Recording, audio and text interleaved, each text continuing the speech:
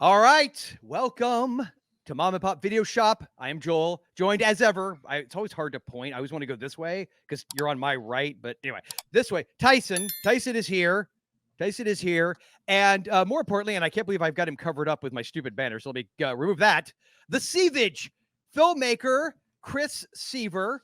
And I was going to have a scroll. Okay, good. It didn't completely cover you. Good. I have a scrolling bar at the bottom that mentions some of your stuff. And we'll, of course, in the description, put all of your stuff. But those that don't know, Chris, please tell everybody who you are, what you do, and why they should taste the glory that is the SEAVAGE. Well, I am a independent comedy horror filmmaker. I've been doing it for 33 years now, and I just shot my 64th feature this past summer. Um, and you should dig into the moistness if you're into really cheesy, no budget, absurd, offensive, weird, offbeat, gross cinema, B movies, micro budget, that type of shit. Yeah. If you like that sort of stuff, you may find something appealing in the stuff I do. Well, I will tell you, I find everything that you just said appealing on a personal level.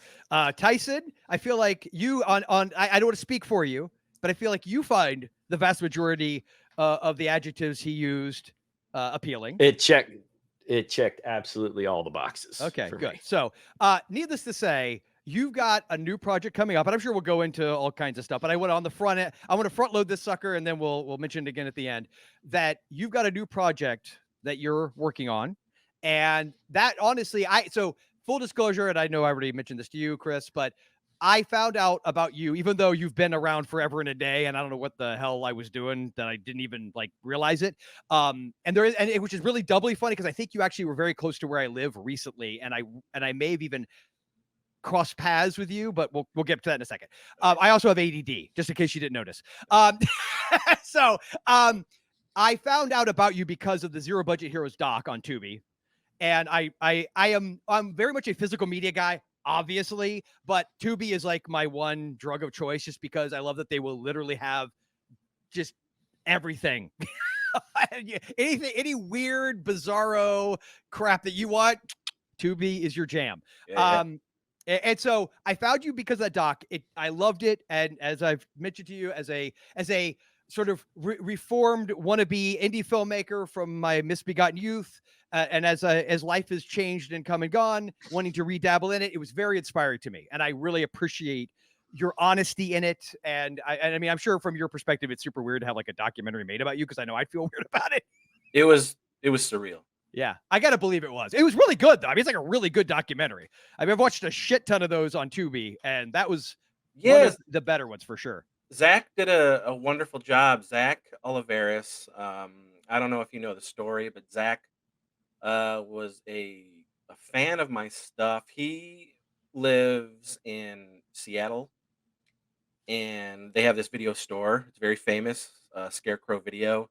Hmm. And so they rent out all sorts of movies, and my stuff was there. And so he and his buddies would rent my garbage and have a laugh. And then during one of the movies, he was like, "Wait a second, I know this place because Zach grew up in Rochester." And he's like, "What? Who is making movies in Rochester?" you know, um, and luck would have it, his wife was doing an internship here in Rochester, so they had to move back.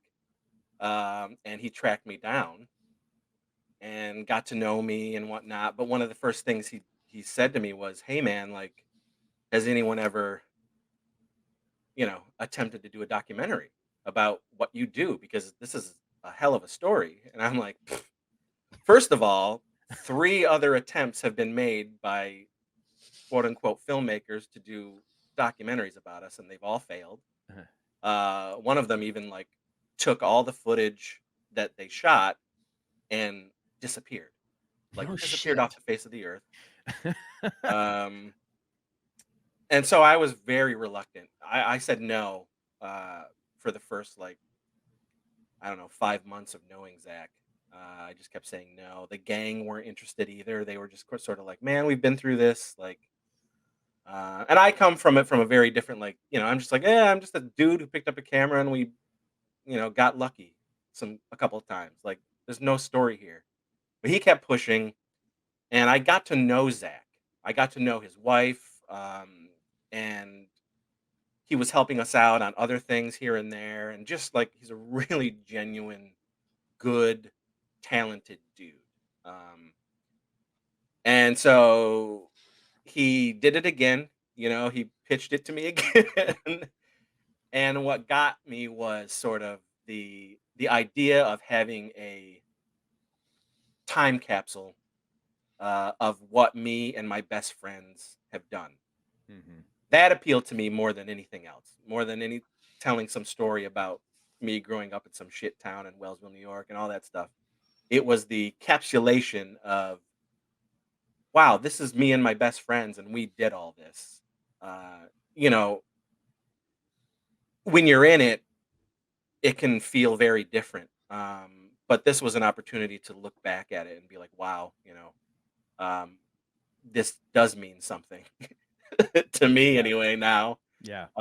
and certainly to the gang. And so I said yes. And so 2019 began his journey, and he spent thousands of dollars, 3 years working on the thing,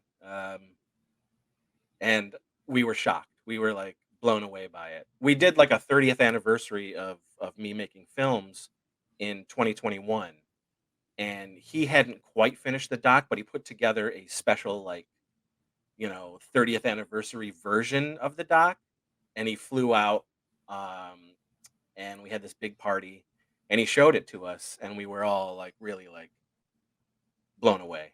And for me, it was so bizarre. It was just like, Yeah. okay, wow, you chronicle my birth from 1977 Yeah. to the present, and it was very much, this is your life, Chris Seaver. Mhm.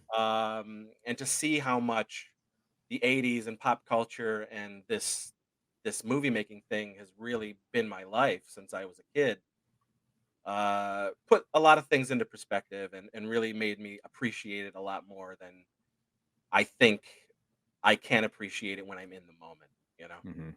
Mhm. But we were so pleased. And then to find out, I mean, like, he put it on the circuit, and it traveled for a year and a half around festivals, and it kept winning awards and shit like that. And I was just like happy for Zach, Mhm. because I felt so bad that he did all this for us, these lowly nobodies. But to have him get the recognition and all that stuff was really exciting, and it certainly helped bring more eyes to Mhm. what we do. Yeah. Yeah, because like I said, in hindsight, I think that some of your titles are familiar to me, but I guess I wasn't enough in, say, like, the enough of the con circuit, because I know a lot of your movie you sold at cons and stuff like that, right? That was how you would distribute a lot? Yeah, yeah. So, I just never, like, a lot of it never, I never found out about it until relatively recent for me. And that doc, I was like, and it really, what it did is it just did a great job, I thought, from an outsider's point of view, of capturing just this DIY passion and excitement and, like, the love all of you have for each other. And, like, you know what I mean? Like, there was a sincerity and authenticity. And I know that word gets thrown around so damn much, but you know what I mean? Like, there was just a realness to it all that was very refreshing. And I really just, I love the behind the scenes stuff. And like I said, it just sent me down this sort of rabbit hole, or up the rabbit's hole, as it were. And, just watching the Seaver verse. Were you gonna say something, Tyson? Yeah, I think that any quote good documentary should inspire the viewer to do something to save the whales or whatever the hell the case may be. And I think in your case, to Joel's point, I always watch this stuff, and then, like, part of me hates you guys because it's like, damn it, like I was so comfortable in my own little bubble here, not doing anything and Yeah. sitting on my ass and being lazy and just thinking of all these great ideas. But then I see these guys actually do. It's like, It's now I like, got to get oh, off my that's ass what and it looks actually like when make something. yeah, this is what it looks like when you're not just talking shit. You actually do something. Exactly. So in Yeah. that sense, I think the doc really inspired me too to just, I'm a writer by nature, so put pen to paper and hopefully come up with some good stories that then I could give to Joel to do all the hard work, like putting it onto film. But I'm honestly only mad at him at this moment because having just watched the trailer for the Dingleberries, uh-huh. and by the way, I remember when I went additionally through your after the doc I went through your whole like IMDb and everything, and I saw the title and I thought it was funny. I laughed, but then you mentioned it. I think on the and we're about to get to Wellsville Nights in the sort of the 30-minute long pitch video you did. You mentioned the actors, and the dude. Oh, I feel bad because I unfortunately I'm not so immersed in your world that I don't like have everybody's names and memories. I'm not like one of those people yet. But yeah. but the guy, the bald dude, Jason who McCall. yes, who he was in Dingleberries, which I guess you would know since you made the movie. And but my point is, I watched the trailer and Tyson, I'm telling you, of like all the dumb shit that comes out of my mouth, quite literally, like that is the kind of movie I would have loved to have made. It's a shot Right. on video movie that. Am I wrong in saying it's got a Critters vibe? Is that a fair? Yeah, yeah. Okay. So I mean, it's mentioned in the documentary, but around 2011, well, 2010 when I really started marinating about Warlock Home Video. The grind was sort of killing me. Mhm, Making 6 movies for a company a year was just not mentally sane. mhm, And I wasn't having as much fun anymore because it really was like, well, this is a paycheck. And so starting Warlock Home Video was a way for me to just say, fuck it, I want to go back and just do what I did when I started, pick up a video camera, you know, and just not care. mhm, Go and just make these silly, dumb, ridiculous films, and put it under the guise of this was this is a lost company that went under in the like early 90s that made a bunch of shot on video movies that were infamous. um, and to be able to just pick up the camera, write these ridiculous stories, know that it was going to be bad acting, bad dialogue, bad effects, bad lighting, you know you were going to see all the nuts and bolts, bad editing, all of that stuff. That was such a breath of fresh air for us, and we were able to just like throw out all these ridiculous titles and then just go make them. It was just like, okay, this weekend we're gonna do this. This weekend we're gonna do this. And it was like awesome, and it felt like it did when I was, picking up a camera in 1984 mhm. at age 7 and being like, let's go make a movie in the backyard, and it was so fun. And that's Dingleberries is one of those. We started with Barbecue and then Death o' Lantern, Happy Holidays, and it's all in that style. Um, and we nailed it. We nailed it so much that when we put the stuff out there in 2011, people actually were saying like, "Oh yeah, I remember these movies. I remember rent. Yeah, I rented this stuff all the time. This Yeah, stuff was yeah. great." Yeah, remember that Shazam movie with Sinbad? I remember that. Which was hilarious. It was just so like, "Oh, you idiots." Like, sure, you remember Maybe this it's a movie. Mandela. You don't know. It could be the Mandela effect. Well, Maybe. what really helped sell it was, our art. We had a guy named Jeffrey Sisson who did all the art, and he nailed exactly what we were going for Mhm, aesthetically. It was just like, "Hey, just do 1980s shitty horror art that like makes you want to pick up the VHS, mhm. makes you think that it's going to be an amazing movie." So, Chris, And that's funny because I always talk to Joel and I get these ideas. Like we were kicking around this one project idea, and for me, it's always music. Like I'll hear a song and be like, "Damn it, okay!" Now I've got to see, I think of a scene that this is the soundtrack I want, and that's how I come up with my ideas. So it's kind of interesting how different art mediums sort of influence the creative side of your brain, right? yeah, yeah. Yeah. Well, the I will say the Dingleberries poster art, the cover art. I one of the things I was gonna ask is, did you ever have any posters made, or is that purely just a thumbnail that is used? I mean, I'm sure it's on the DVD, obviously, but Oh yeah, yeah, all those posters were made. I mean, when we went pretty hard in when we started, 2011, 2012 with Warlock, I mean, there were VHS, there were posters, there were like pins, patches, all oh that wow. shit. And they sold out. Like Damn it! I wish I would. I collect posters, so I'm like so pissed that I'm late to the party. But yeah, yeah. but that yeah, that's cool, man. That's awesome. Yeah, I got a Critters vibe if the Krites were giant turds.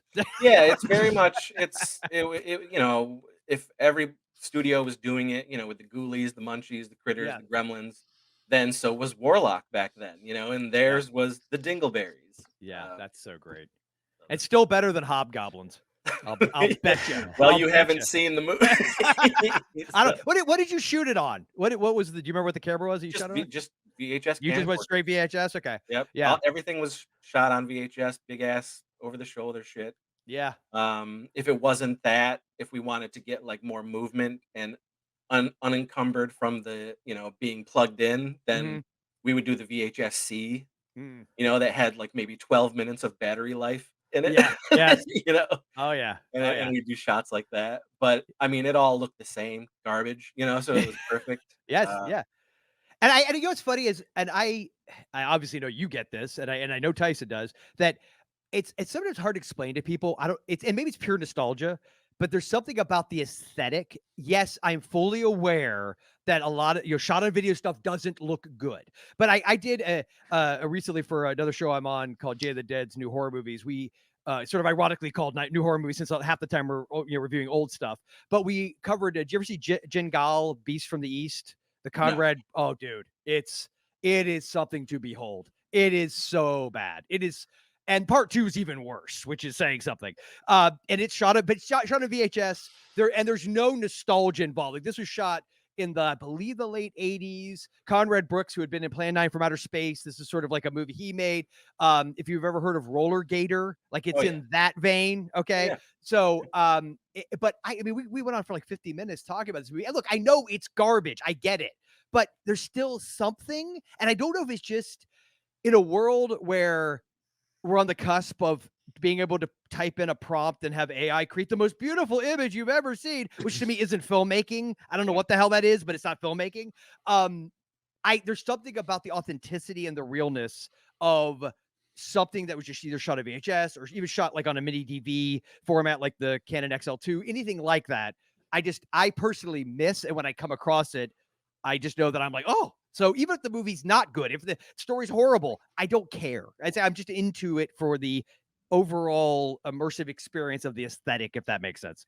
Yeah, it's I love shot on video horror movies. I love them. Fully knowing that they're 90% garbage.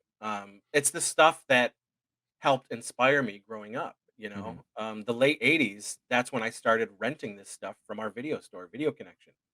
I was picking up Redneck Zombies. I was picking up, Todd Sheets films and Ozone and I love that type of Ozone. shit. J.R. Yeah. Bookwalter, all Yes. all these films that were just out there in videos, the Polonia Brothers stuff. It was just Mhm. amazing to me. Yep. And being a young filmmaker, late 80s going into the 90s, I was just like, holy shit, these guys are doing it. These Mhm. guys are just making movies with whatever they have. They picked up a video camera and somehow it's in video stores. And that was such a huge inspiration to me. Mhm. It really kept me pushing, it just like, and then in 1993, Todd Cook out in Texas was making his own movies with Evil Knight and Death Metal Zombies and Demon Dolls and all this shit. And he had a company called Cemetery Cinema. And so he was like the first. I saw it in the back of a Fangoria, and I was like, Mhm. I'm gonna just send my shit and see what happens. And months later, he's like, Hey man, there's potential in what you're doing. I want to put your stuff out, through catalog on VHS. And that was like the first time we really stepped out of Wellsville Mm. into a bigger world of people seeing our stuff, regardless of how shitty it was. It was just so amazing that somebody was like, "Hey, there's potential in what you're doing. I see it, and I want to help you." And then cut to 2000, and J.R. Bookwalter does the same thing. He sees Malva Zombie Ass Kicker and is like, "I want to put your shit out." And then that really, in 2000, that really, the only reason people know who the fuck we are is because of J.R. Bookwalter, because of Debbie Rochon, Mhm. because of those guys saying, "Hey, I want to. There's potential here. Let's do something with this." That's And awesome. and I'm still working with JR to this day. Yeah, well, and I will say this is the thing where we crossed paths, and then I realized the one power of my ADD, though, is I realized I initially set us up to talk about Wellsville Nights at the beginning, and I completely derailed that. But we'll get back to No, that it's in one fine, second. man. Let's Okay, talk about I know. anything. Whatever you Okay, want to ask, I'm okay, game for all it. right, cool. But did you attend Tampa Bay Screams I recently? did. I was Son of a a bitch! I I was knew a you were there. guest. I that was something interesting. That was interesting. Like the guy who runs it is a good dude, Sean, and Mhm. he had been a fan of my stuff, and we would always see each other at Cinema Wasteland in Ohio and whatnot. So we've been doing conventions since. So I've been going to horror conventions since '93, but I started selling at conventions in '96. And up until last year, I had never gone outside of, let's say, New York, Pennsylvania, New Jersey, that type of area for these shows. Mhm. And then he's like, "Hey man, you can be a guest. I want you to be a guest in Florida." I'm like, "Florida? Okay. I don't know about this." And listen, I know that we have fans all over the world. We've gotten fan mail from Australia and the UK and Germany and all this stuff. So I get that, but my head is just like, who the fuck in Florida is gonna like anything that we do? Is even gonna know who we are? But I was like, it's free. I can go stay with Clint, who lives out in Florida. Um, let's just do this. Let's just see. And so I went, and then sure enough, it was like, holy shit, people know who we are, and we had people up to the table. We had people dress up as characters from my films Oh, and wow. show up, and we did awesome. I was That's just great. like, wow, like this is great. Yes. uh, to be at it, at that point, 32 years, and to still be surprised at like who sees your stuff and That's cool. the What? reach that it has. And the worst part is, I told you I found your doc about a year ago when I emailed you, and I swear to God, it must have been within a very short, like in that window of when you were there, because I realized after the fact, I was like, why do I know this guy's names? And I went back and looked. I was like, God damn it, he was there, because we met J.R. Bookwalter, Fred Olin Ray, and everybody when we were there. And J.R. Bookwalter, first off, Ozone. I Yeah, found that not like I was in high school when that came out, dude. I love that movie. I got it as yeah, Blu-ray. I did. Oh, it's so great. I love that amazing. movie to this day. Love it. It's amazing, man. Yeah. So you were there, and I was even trying to visualize where you were, because I couldn't. I was like, because it was one of the things where I didn't know at the time to look for you. It was a So pretty small room. That's it the was thing pretty too. small. Like Yeah. it Yeah. wasn't a big Yeah, Joel layout. Winecoop. We talked with him for a bit, and Mhm. so are you ever planning on coming back? As a native Floridian, we totally understand when people feel like they can't ever return to the swamp. Like once a Um, decade's good. I've always wanted to do Spooky Empire. Okay, yeah. Um, Spookala is another good one. There's another. because It's I a think we would, now that I know that we did pretty good at this like really small one. I was like, well, let's see what mhm, we can do at a bigger show. yeah, Mhm. So but it's just logistics. It's sure, that's a whole thing. That's the yeah, flight, and that's getting our shit out there. yeah, That's paying for a table. The hotel, all that stuff. That's a chunk of change. mhm. So Sure. For sure. Well, regardless, I am sorry I missed meeting you in person. So there we are. Not that's my problem way more than it is yours. So Wellsville Nights. See, yeah, brought it back yeah. around. This is a project that you've got kicking now. Now you said you did a feature. You did another feature not so long ago. I don't know. Uh-huh. Are you allowed to talk about that at all, or is that? No, I didn't think so. Okay. No, which is very bizarre. but I get it because I think JR doesn't want any sort of buzz to wear out by the time it Hmm. actually comes out, you Yeah, know? that's smart. So he hasn't let us say what it is at all. I mean, I've put pictures out there and, Hmm. everything is out there other than what the fuck the movie Yeah, yeah, yeah. Okay, is. there are clues that one could follow, and maybe. Um, but and I think it's silly. I'm just like, come on, who cares? Like, Yeah. let's get a trailer out there, something, but Do you have whatever. He's the boss. any hints as to release date? Do you know that yet? Okay. No, so unfortunately, when it all came about and our deal was made, it was also at the same time that JR was jumping back into making a movie Hmm. after 23 years. And so his priority is his film. Hmm. And right now he's on that theatrical roadshow, and he's going all around the country showing that, in indie theaters. Hmm. And I get the cast sort of, hey, what's the news? What's this? What's that? And I'm like, dude, there's nothing. Like the problem is because it's under a Tempe Entertainment and MakeFlix thing, and he's the producer. He's also doing the 5.1 sound mix and everything, and so he hasn't even touched it yet. Hmm. It's all about his movie right now, which I totally understand. Yes. Yeah. So I don't think I don't think it's gonna even be talked about until summer sometime. Okay. All right. Cool. You know, and I know, and it'll have like some theatrical screenings, um, and then physical media probably in the fall. Okay. But yeah, but we shot the movie in the summer of last year. All right. Well, I definitely want to keep track of it, and when you get closer to the actual release, I'd love to have you back on, and we can pimp the hell out of it because Yeah, that'd be great. yeah, that'd be very cool. The project you can talk about though Yes. is Wellsville Nights. So let everybody know what that is, and of course, this is something you're currently trying to raise funds for. And we will, of course, in the description below, we'll put all the various links and whatnot. Okay, Wellsville Nights. So, when I was shooting the Weirdsies, lots of times when I'm shooting a movie, I always have other ideas for things. And so I've got like tons of notebooks that are just filled with random scenes, dialogue that I come up with, titles and whatnot.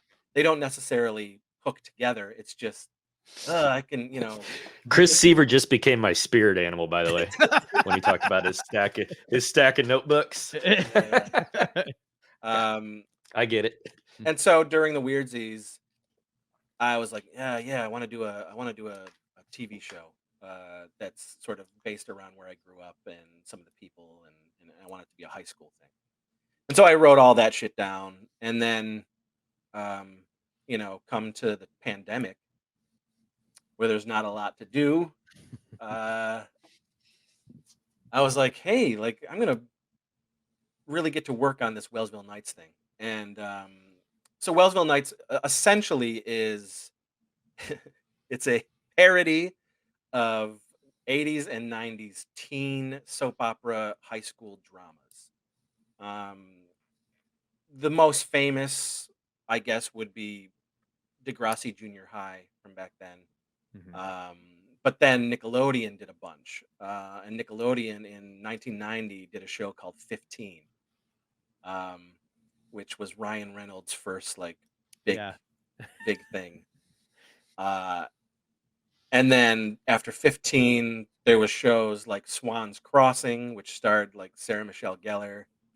And then the biggie was like 90210 to a lesser extent. But I'm talking more of the stuff that's like low budget, um, super over dramatic, self serious.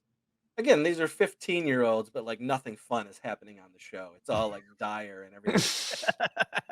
The most deplorable fucking like why even live then? Um And so I always found those shows hilarious growing up. I was just like, this is not my teen life, like Mhm. what the fuck? Right. Like, um, and so I wanted to make fun of that. I wanted to do my version of one of those teen soap operas. Um, but I wanted to keep the aesthetic. I wanted it to be shot to tape. I wanted it to look like a 80s and 90s sitcom or a PBS show. So we tracked down like the broadcast cameras, and the smaller tapes. Here, hold on. Oh yeah, please, please. Is it like DVC Pro? Is it DVC Pro?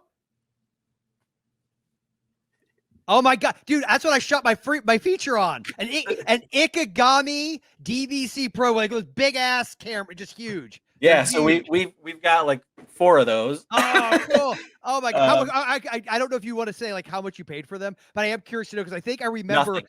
nothing. Oh my god. I remember when we rented it in 1999 to shoot the feature, and it was 400 something bucks a day. We got a deal. Yeah, We yeah. did it for like 10 days or whatever. And I remember they did give us a heads up. I want to say it would have been $40,000 to replace the camera. Yeah. Yeah. Well, so we wanted that aesthetic. Oh, that's awesome. You know, and then I knew it had to have that like that soap opera haze over it, Oh, yeah. that we would put in post. The dialogue was going to be absurd because it's my stuff, but it was going to be played serious, just like those shows were, just over dramatic, melodramatic, the life is ending type teen bullshit, but with my absurd dialogue coming out of their mouths. And be played by 40 somethings, you know, which is an 80s trope anyway. But I wanted to also throw the supernatural element into it. I grew up watching reruns of Dark Shadows, and I loved how cheap it was. I loved that it was just this shitty soap opera that if there was a mess up, it was in. If you saw the boom, it was there. If a tombstone fell over, it fell over. You know what I mean? Like I loved that. And so I wanted to bring that into this as well. So it's an 80s like, you know, 80s Dark Shadows teen soap opera thing, but with vile, repulsive, ridiculous dialogue and themes and plots and whatnot. So we have all of the trials and tribulations. We have all the stereotypes. Like there's the drug episode, there's the pregnancy episode, there's all that shit. But the drugs are gross. The pregnancy is ridiculous. You know, that type of thing. You had to heighten it and up everything, and that's what it is. And so, you know, from 2020 to about 2022, we wrote the first season. We shot the pilot, and everything was going to go full steam ahead for more, you know, episodes in 2023. But then I got the feature. I was like, well, fuck, this is great. I'm going to do this. And now we're back on the Wellsville Nights train. So we're just hoping to raise money for the rest of the first season. We have all 4 seasons mapped out. There's a whole show Bible. We know where everything goes. We know what happens to the characters. We really went like thick with developing this entire show. Well, Chris, I have to ask if is the drug episode as dramatic and Emmy worthy as the Jesse Spano caffeine pills Saved by the Bell episode? I mean, it's far more. I mean, it's far more important. It's far more important and timely. It's gut wrenching. Okay. There'll be tears. Well, is there an STD? I'll show my age. Is there a VD episode? Is there? I'm not gonna say. Okay. Okay. All right. Okay. But almost every stereotype, every trope is tackled in the show. So Chris's movies, for the few out there who are watching this that haven't seen them, I will tell you, they are on the. Would you say it's fair to say, Chris, on the politically incorrect side of things with the dialogue and whatnot? Now, on a personal note, I effing love it.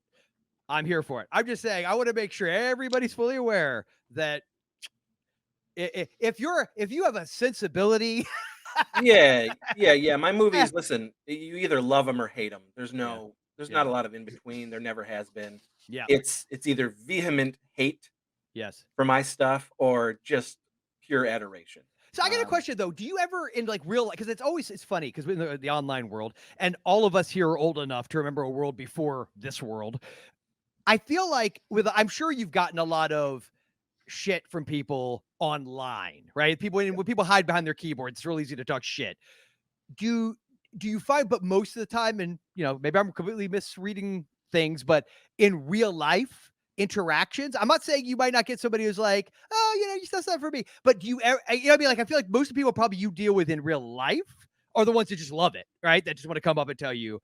Am I Yeah, I've wrong? never had in all the interactions with fans and Yeah. whatnot throughout the years. I've never had anything, Yeah.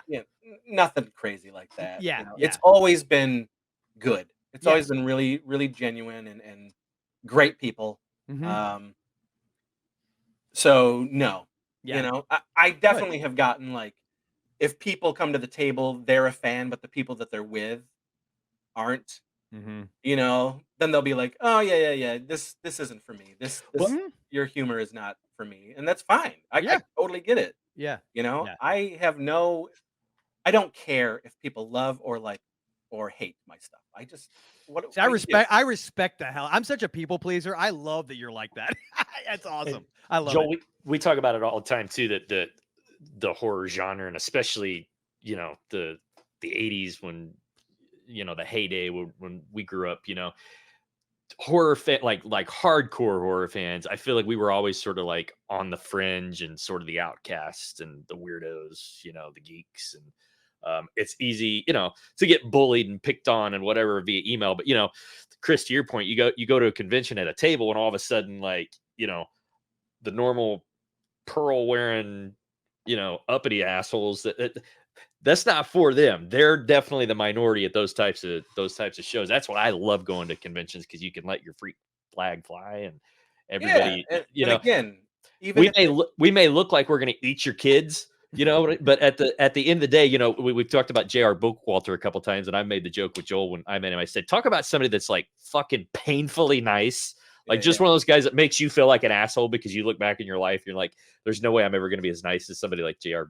Bookwalter. You know what I mean? And I think that speaks to a lot of the horror community, is that, the gross, weird shit we write or film or whatever. It's, at the end of the day, man, it's just entertainment. And most of us are loving people that, you know what I mean? We just want to have a good time and share that kind of stuff. And I the think people that take issue with that. you know, w- certainly early on, I got like I would get hate mail. I would get like people thinking that I was like, the devil. Just like the worst fucking Mhm. human being, misogynistic, evil fucking prick, and all this shit. And I'm just like, whoa, like you. I mean, you were so off. Like, Yeah. I think you're the problem. Mhm. Just because I write what the shit that I write doesn't mean that I believe in what the shit that I write. Yeah. It That's the is mistake that people make. purely, and certainly more back in the day, it was far more shock value than anything else, Mhm. and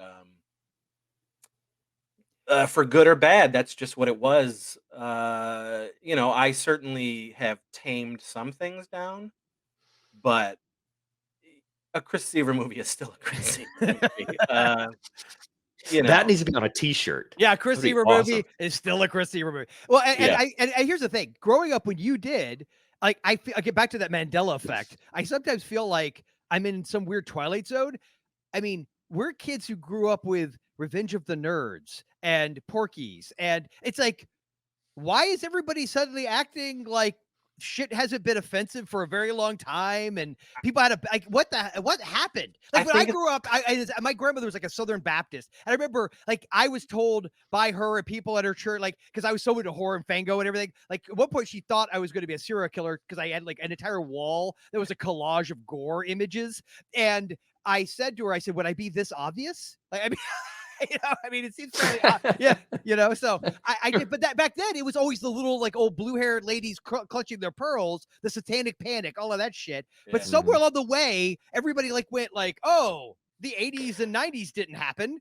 I It's feel like today it's just so much easier to be heard. It's easier to bitch. Yeah. It's For so easy sure. to post something. It's so easy to put a YouTube video out, and you know what I mean.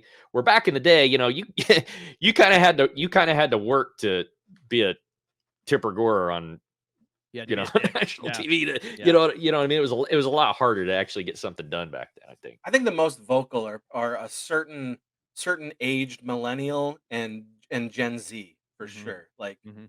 you know, who need to fucking cancel everything. Mhm. I don't subscribe to any of that. Like, Mhm. fuck you. Yeah. Uh, Yes. you big fuck. 100%, man. I'm Like, with.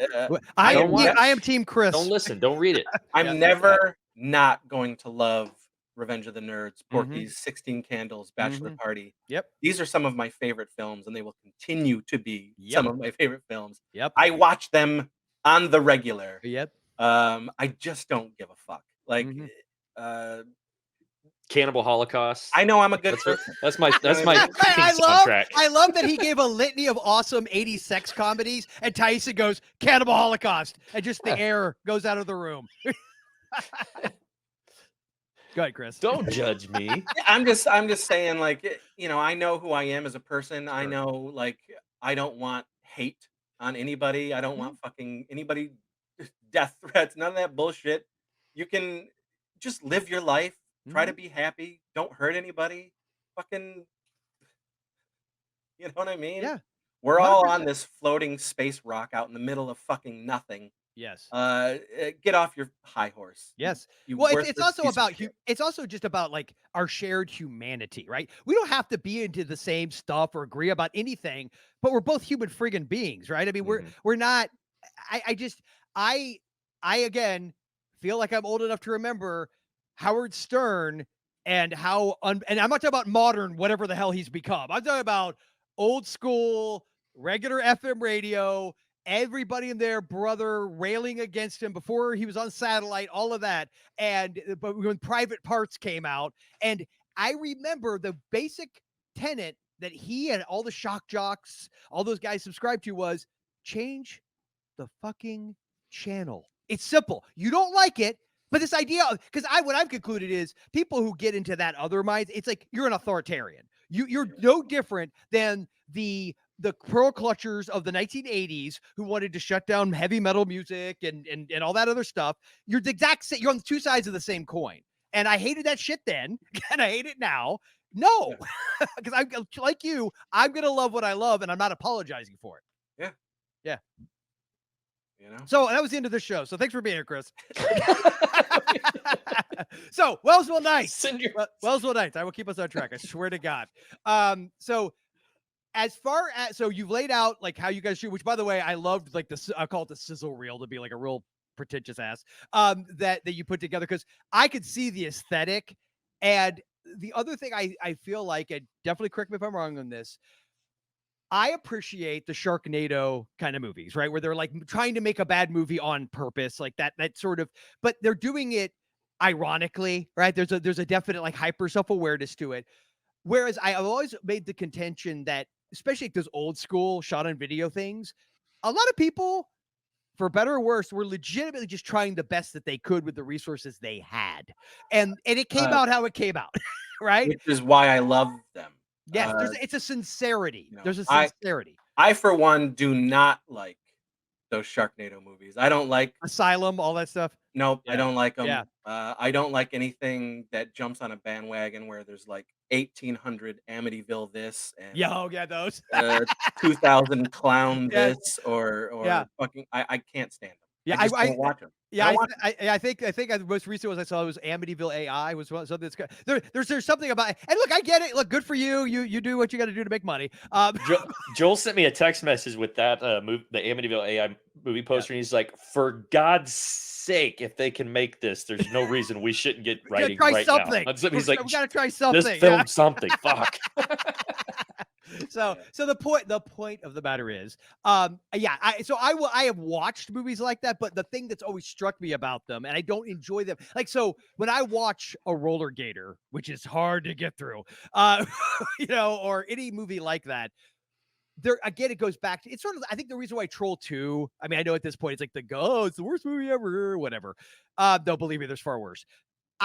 I appreciate Troll 2, but again, the guy who made it was not trying. It's like I don't know if you've seen Night Killer or Monster Dog. Remember Monster Dog with Alice Cooper? I actually love Monster Dog. Of the Claudio Fragasso movies, like Clyde Anderson, that's my personal favorite. What are you going to say? You look like you're going to say something. Well, there's a few movies that are Mhm. like this, where the director is really, he's just genuinely trying to make a kick-ass movie. Mhm. And one of them is Never Too Young to Die, Mhm. with John Stamos and There's your John Vanity Stamos.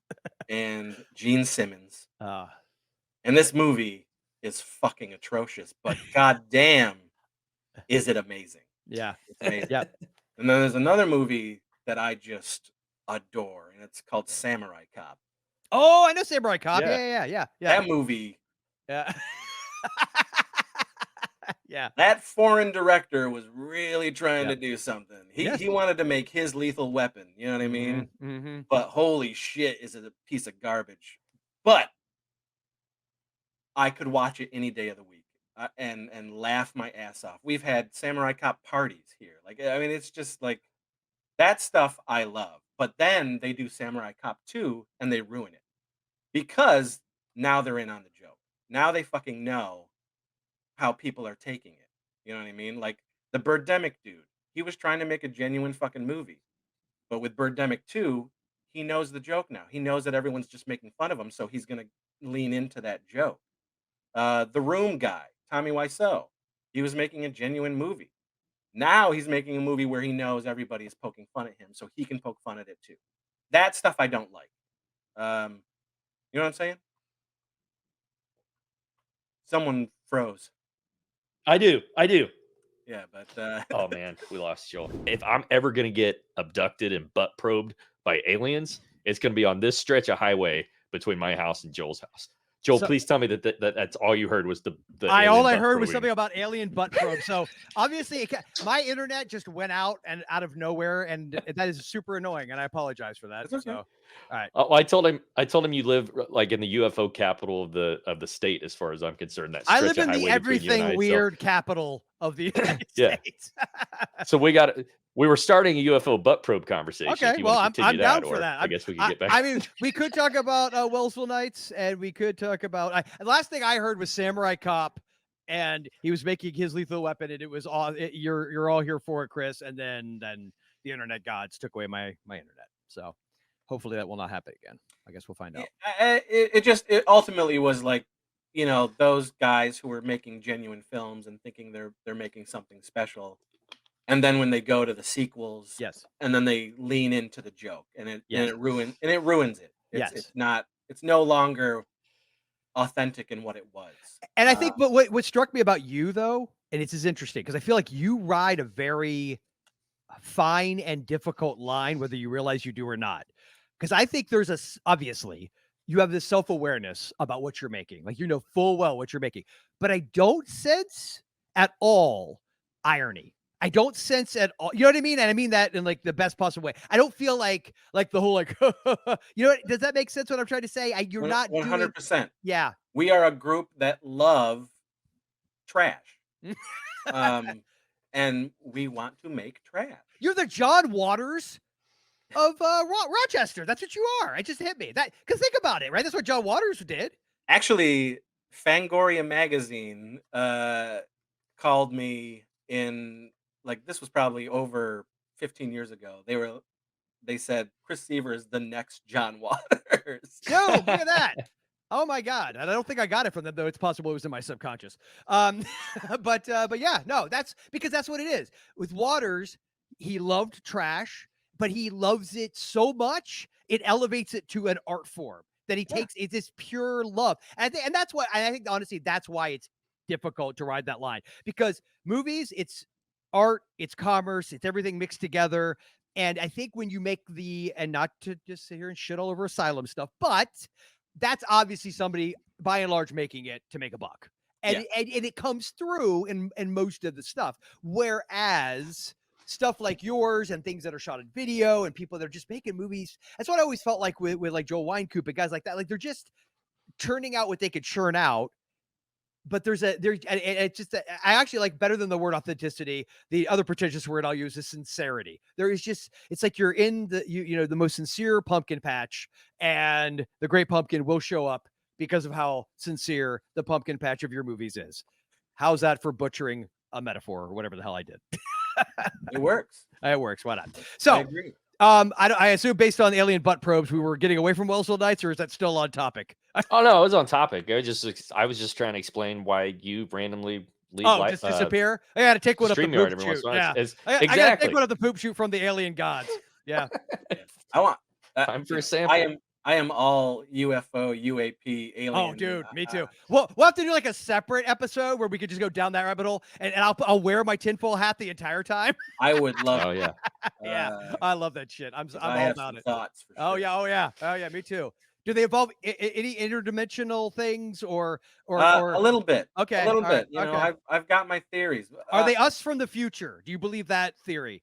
I don't know if I It buy could that one. be. It could Maybe, be, but maybe. you know, That depresses me though. If like that's where we end up, Jesus Christ, I man. you know, I believe in some Yeah.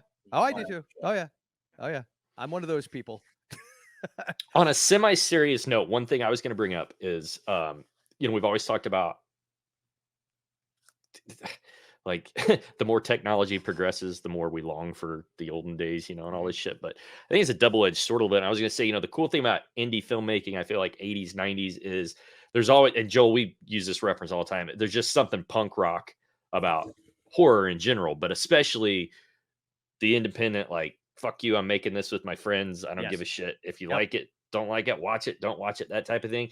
And I feel like there's still a lot of that out there. The difference is I feel like it's so easy to get your stuff out there with all the streaming services and YouTube and everything else. And I guess it's harder to be, I guess, found is the word I'm looking for, Because there's a and lot of, are that's you saying because there's so much noise? Is that your, yeah, well, yeah. There's so much bullshit. There's so much of the like the Sharknado shit, the doing it on purpose type material that's put out there, that to find that genuine, like, you know what I mean? These guys are just, it's not a great movie, but damn, it looked like a lot of fun to work on, that type of stuff. They're still out there, where I'm just saying, like, in the 80s and 90s, that shit was obvious.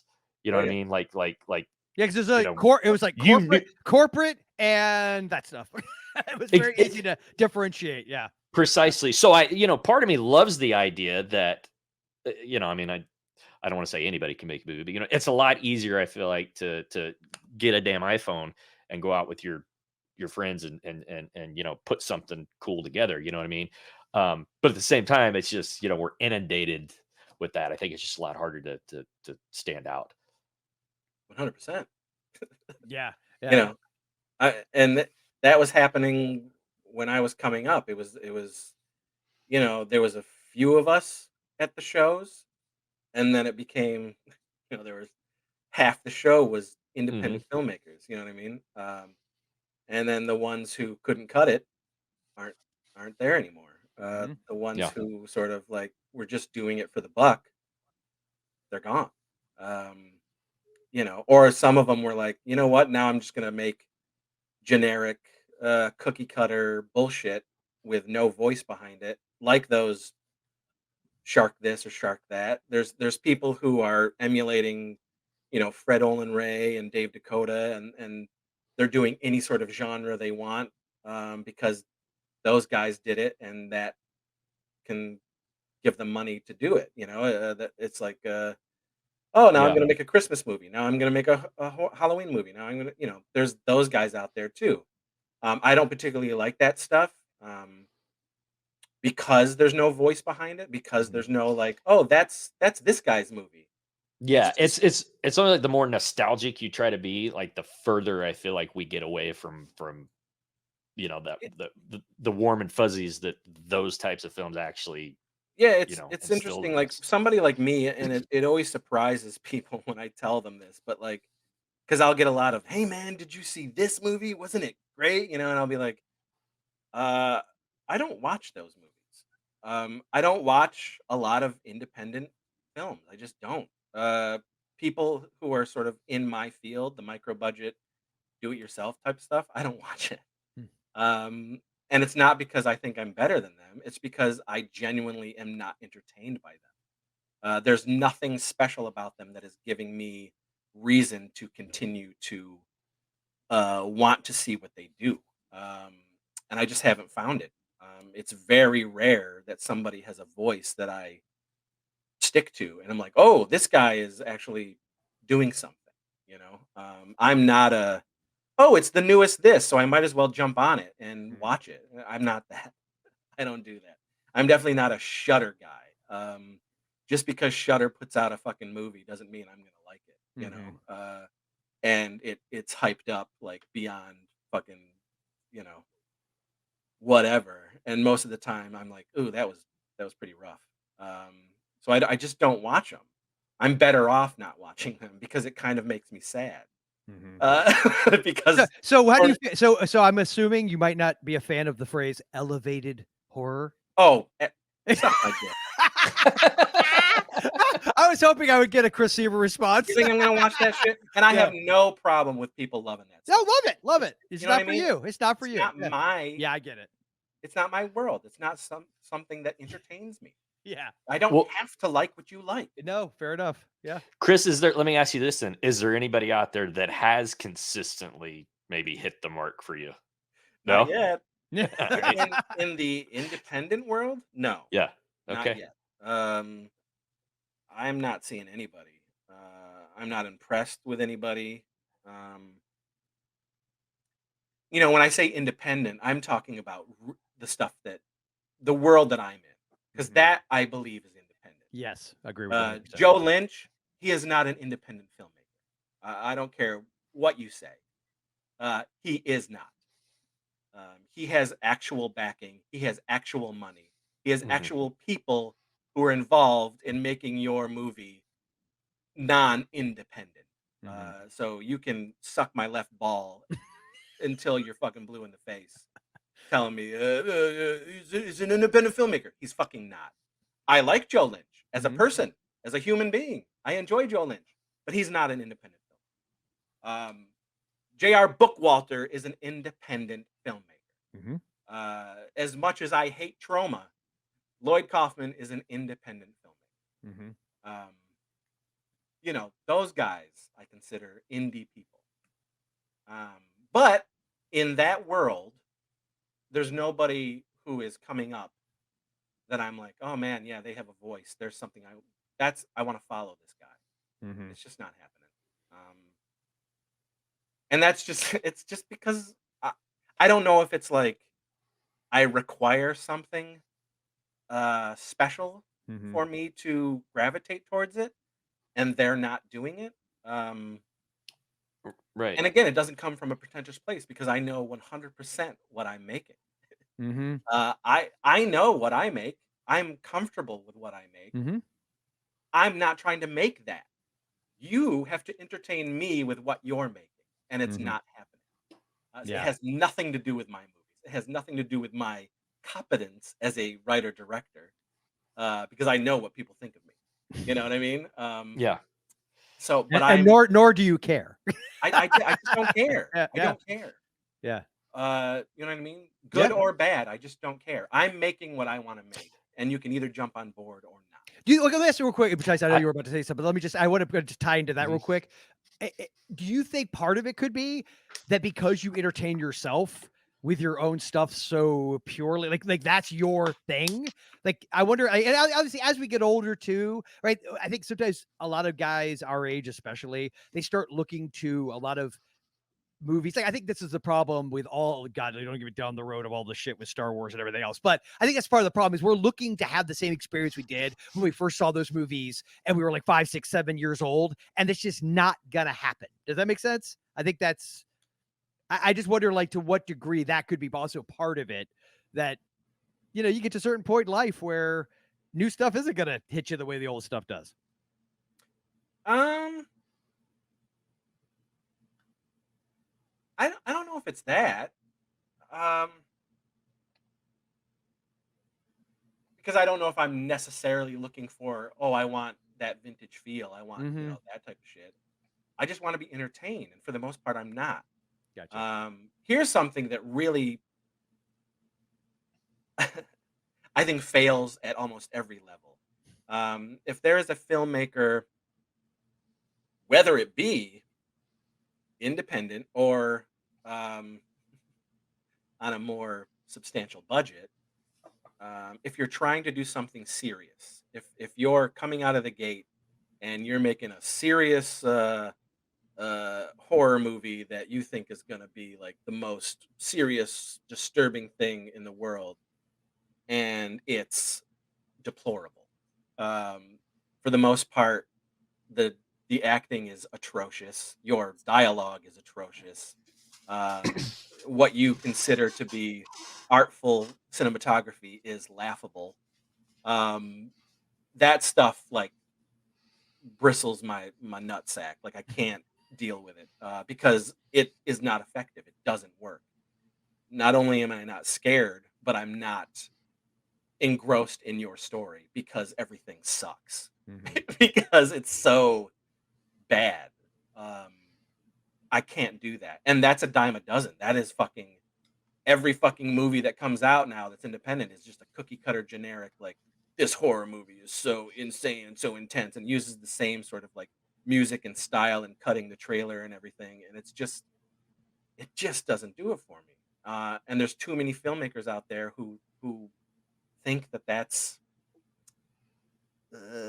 to them that is good, that is something that is really going to get everybody's goat, and for me it just never works. um, I prefer voices. I prefer somebody who is just unique and outside the box and trying to do something different. And it doesn't necessarily have to be goofy and weird, but it has to be entertaining for me. And these movies just aren't, They can Yeah. say up and down the block. Oh man, we found like the perfect final girl. She's amazing. She blows us away. And then I watch it and I'm like, oof, she is fucking beyond human garbage. Like she sucks. You know what I mean? But to them, that's Yeah. their Jamie Lee Curtis, Yeah. you know? So I don't know. I don't know what it is, man. And maybe Yeah. that's why I can't say to you, oh, there's a filmmaker out there who's really I want to follow. It's not Yeah. happening yet. It just hasn't for me personally. Um, you know, Yeah. No, fair enough. Tyson, were you going to say something earlier and then I cut you off? Shocking no one. Shit, I don't remember. Sorry. I don't like the drugs with drugs like me. Yeah. No, I was just gonna kind of, you always hear people talk about like blue collar jobs and how, like before too long, we're not gonna have any more electricians. We're not gonna have any more plumbers because nobody, you know what I mean? And Actually, it might be the only thing I we think, have. yeah. But no, I think there's something to be said about filmmaking too, that we're, Chris's point, these sort of unique voices that, we grew up on the I don't know. I mean, low hanging fruit here, the Romeros of the world. You know what I mean? It's like everybody's trying to be somebody. Then just I be think coming themselves. up and Yeah. yeah, and it's like it's rinse, wash, repeat, and I get what Chris is saying. It's hard to find. I mean, Joel, listen, man, we talk about that all the time, man. It's rare that we could come up with a top 10 horror list of 2023 and have all 10 of those be And none bangers, of you know what I those, mean? and It's none like of those, if I compared it to something from like 20 something years ago, would even be close to probably my top 10. Very few of them. Yeah. yeah, Yeah. so all we can do is just hope, I guess, that there's a rebirth, a resurgence of originality and on the horizon, I guess. I think I appreciate, and this again, it's just me and my sort of the things that I gravitate towards. I definitely appreciate an auteur for sure, who just doesn't give a shit about anything else and is just making the movie that they want to make, regardless of fan appreciation, regardless of critic appreciation. Because critics are, you know, Yeah. I've never bought any of that bullshit. I'm a critic. We're all fucking critics. Yes, sure. And now these idiots are trying to get paid for it. Fuck Yeah. off. I think it goes back to, though, even when being a critic meant more, the Siskel and Ebert heyday, you know what I mean? I give it that. I mean, how many of our beloved freaking, as horror fans, You know, how many of their turds were our top 10 of all time? You know, I Yeah. think it goes back to that whole fringe fucking punk rock. Like, you know, why the hell do we give a shit what mainstream critics care about anyway? You know, 100%. It's, you know, it's so weird. It's just very bizarre. It's like it's another example of society taking away your right to like what you like. You know, you're being told what Yeah. to like. Yes. You're being told what I to love, enjoy. you know, the conservative critics would be like, you know, look, why would you love a movie like Ghoulies? I'm like, because it's got a little fucking green monster coming out of a toilet. Have you seen this poster? correct. That's why I rented it. That's why I loved it. Tyson, just want to correct something. Ghoulies 2 is the superior film, but continue. Oh yeah, you're right. Yeah, Ghoulies 2 and 100%. 3 are a Yeah. superior film to Yep. Ghoulies 1. Ghoulies Yep. 1. No love for Ghoulies Go to College. That's what I'm saying. Ghoulies That's 3. That's 2 and 3. 3. That's 3. Oh, Part was that 2. 3? Yeah, 2 Yeah. 2 is the carnival, which is why I love it, because I love anything Okay. set in a carnival. Yeah. And then 3 is Ghoulies 3 Go is to College. Ghoulies Go to College. And 4, what was 4? Well, there was a 4, right? I don't even 4 remember. has nothing to do.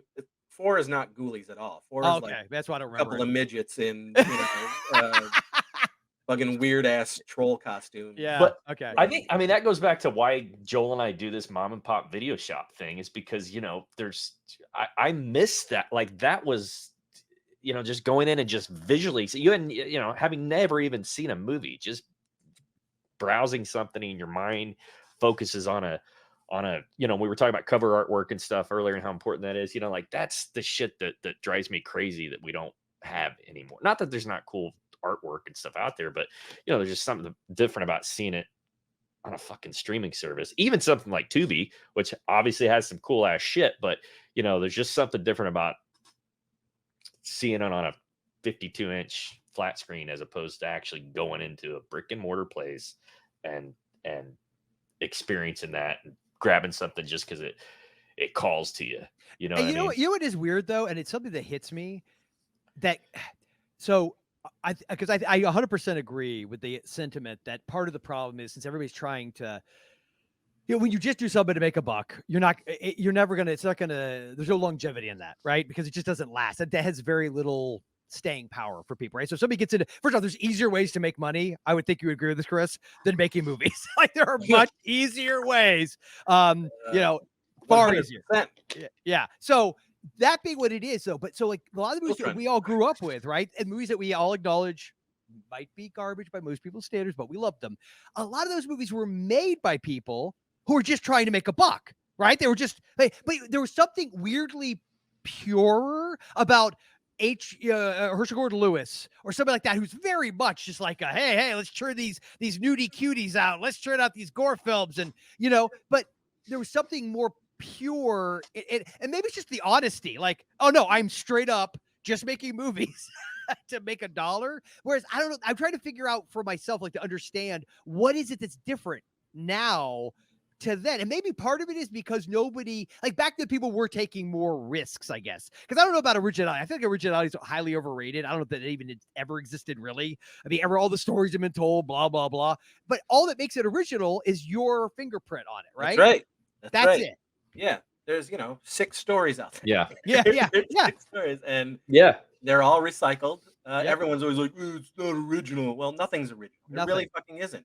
Everything has been done to death. It's just how you do it. Mm-hmm. You know, I almost feel like sometimes if some, sorry, but I'll say this, like, right. you know, everyone is fucking whining and complaining about James Cameron's Avatar movies, you know. Mm-hmm. Oh, they're this and this. Well, guess what? Those movies are this and this. Mm-hmm. Like, those aren't the original fucking movies. Those aren't the original fucking ideas. Yeah. Like, everybody has aped everybody. Yes. Everybody has aped every fucking story around. Yeah. Shut your fucking pretentious mouth. This was goddamn fun. This was visually stunning. Yeah. Suck my dick. Jesus Christ. You fucking get off your goddamn pretentious high horse.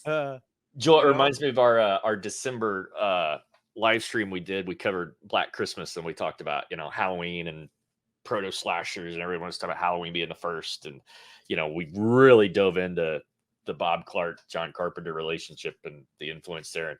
And that kind of segues into what I was going to say, though, is I think like money is kryptonite. I mean, everybody wants most people I think wouldn't turn away a check if they made something, but it's like, you know, I look at like Friday the 13th, you know, Sean Cunningham has said, look, man, we saw what Halloween did. We were just trying to fucking do the same thing. Make to your point, Joe, we're trying to make a buck. Yeah. You know what I mean? But it still And feels it did, but unique then what to happens is like him. It's unique then to him, though. That's what I'm I saying. Like, get it. yeah. And what I'm going to say, I think that you know the stake in the heart for a lot of these is the studios get involved and see it and like, holy Yep. shit, man, Friday the 13th made a buck. I mean, Jesus Christ, we haven't even started filming part 2 yet. Let's get part 3 on the books. You know what I mean? That's where I think you doom yourself is, you know, Joe, I know how you guys on Jay of the Dead, you guys did a whole big Saw franchise thing this past fall, I know, and you know, I have certain thoughts and feelings, and there's a reason that I only had the first 3 Saw movies on my shelf. But I feel like the minute you start getting into the sequels and shit too, it's like this is nothing new to especially the horror community, but it's just so rare that when you have a franchise that, you know, you're going to catch lightning in a bottle, you know, twice, except maybe for Fast and the Furious series. I'm just saying that I'm a fan. I mean, I don't even count. I don't even count any movie, any filmmaker with a studio backing. I don't count any of those when I'm talking. Right.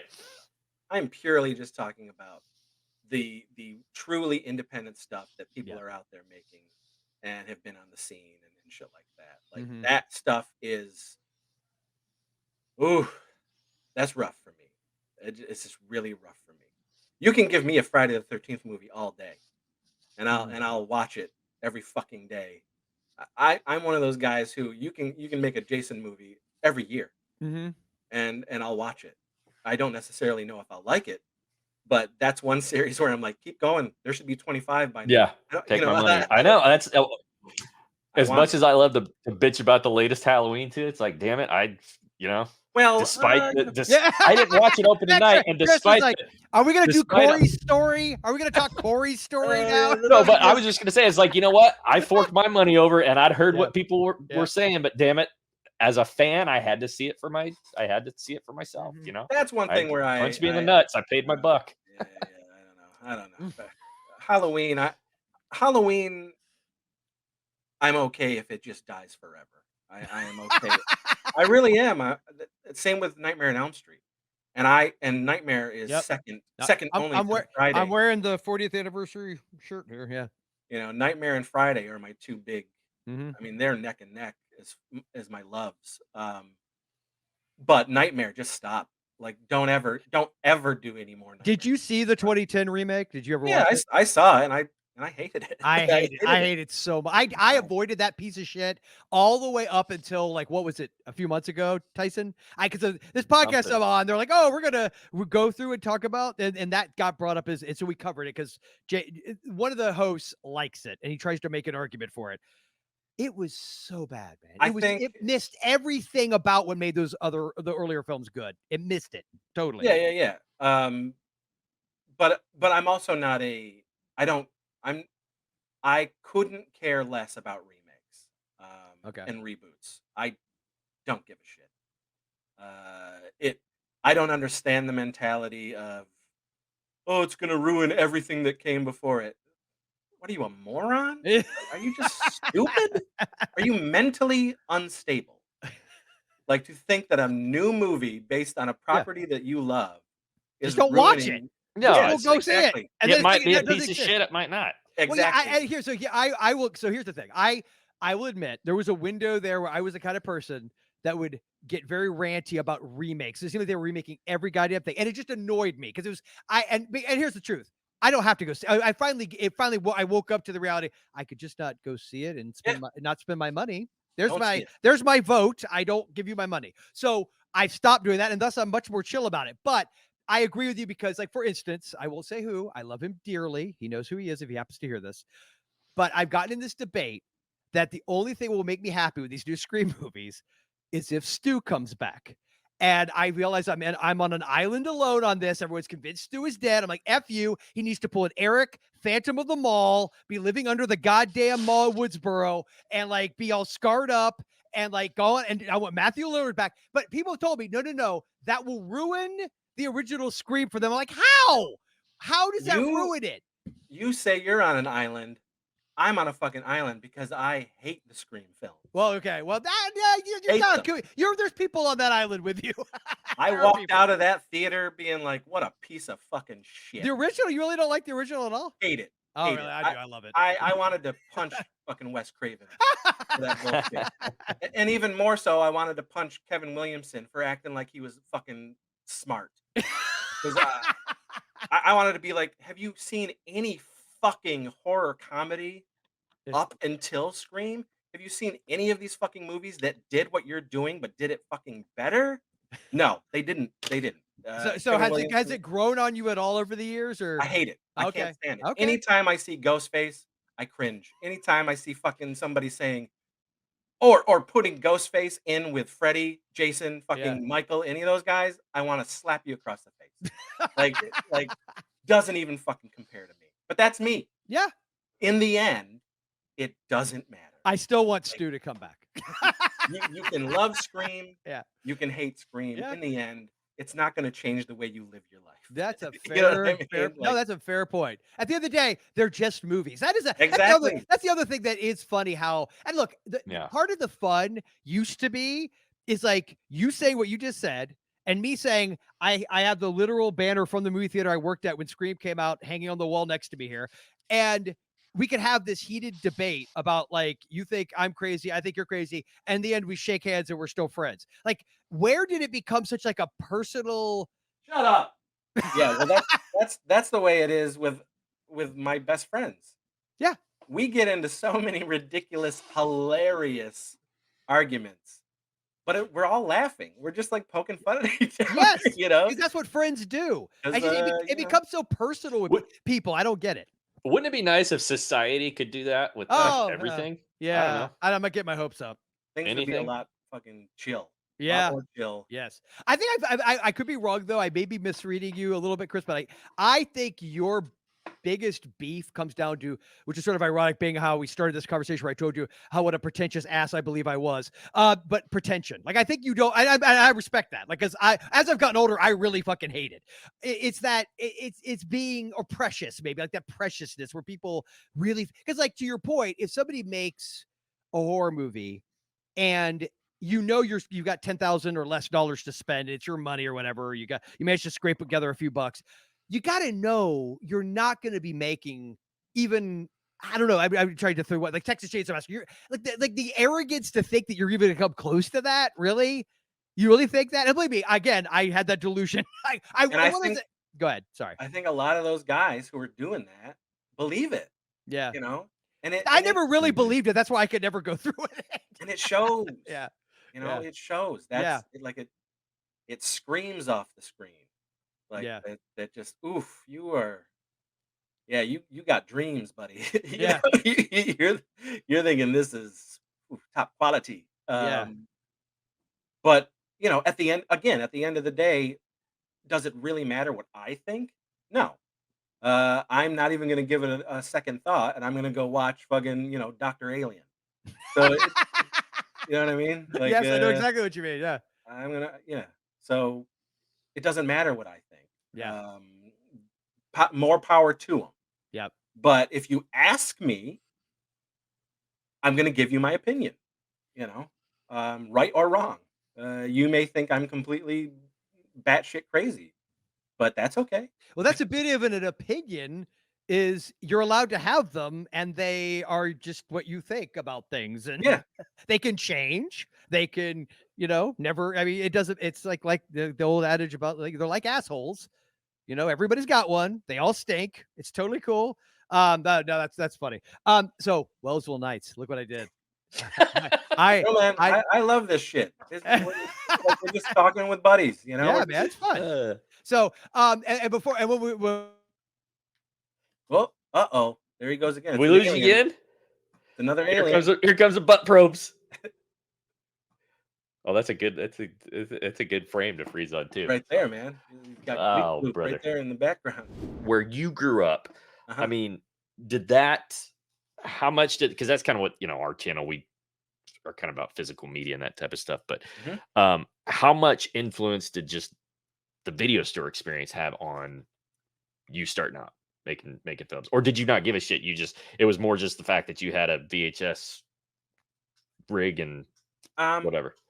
I mean, video stores and movies in general were just huge. Hmm. Like, uh, I was a movie kid. Uh, my mom and my uncles and my great aunt, like we were just movie kids. We saw so many movies in the theaters, from a very early age, and I guess more like I'm a pop culture kid. Like in the '80s, where Okay. fucking, I mean, the pop culture boom. And so like I just it became who I was. I just sucked it up. The See, video store was an extension of that. The video store was like, oh my god, now I can have it in the palm of my hand. I can take this home. I can watch it. yeah. And I not only can I watch it, but I can watch it 2 times. I can watch it 3 times. You know.